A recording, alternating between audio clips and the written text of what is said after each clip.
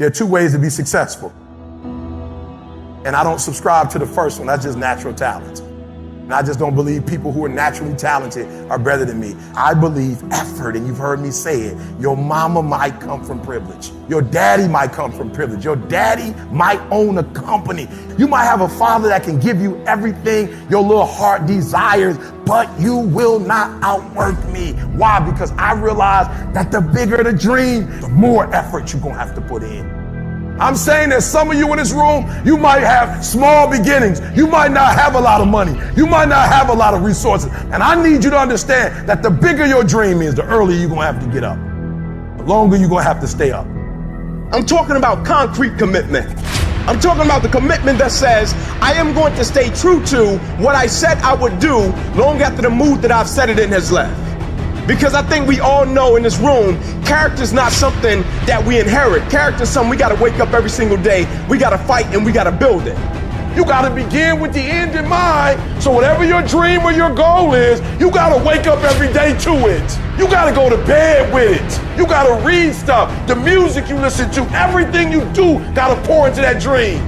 I understand it is in the process that you get better. It's in the process that don't nobody know your name, and 5 years later, you're one of the best in the world. Why? The process. I don't get up at 3 o'clock in the morning because I'm broke. Then why do you get up at 3 o'clock in the morning? Because I ain't finished yet.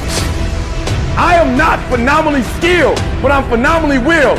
My IQ may never change, but my will changes every year. I get stronger and stronger and more determined. Why? Because it's in my DNA.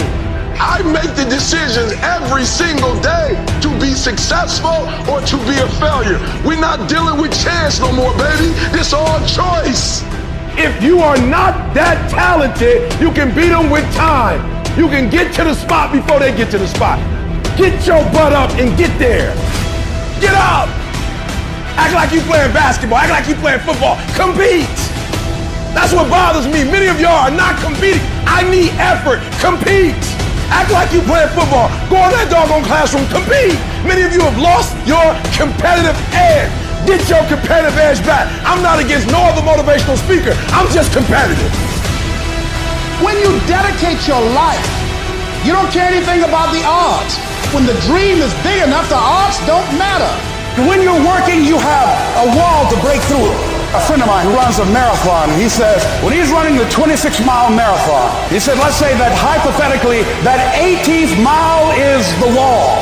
He said, Les, when you get there and you're running, he says, everything in you is telling you to stop, to give up. Every muscle is aching. And you're saying to yourself, I can't do it. I can't do it. And you just keep on and you keep on and you keep on. It seems like you're moving at slow motion. And then eventually when you break through that 18-mile wall, then you know it's like done and you're on automatic and you glide on in and you know it's there. You know you're going to get to the finish line. And we've all had experiences where we were working on something and we knew it was possible. And we did those things that were necessary to bring it into reality. We took the responsibility to make it happen. Other people couldn't see it. A lot of people didn't believe it. You were attacked. You were criticized. People were opposing you, but you kept on doing it. It was hard. It was rough. It was difficult. But to you, it was worth it. And eventually you got to a level you know, can nothing stop me now. I'm on the move. I'm on the move.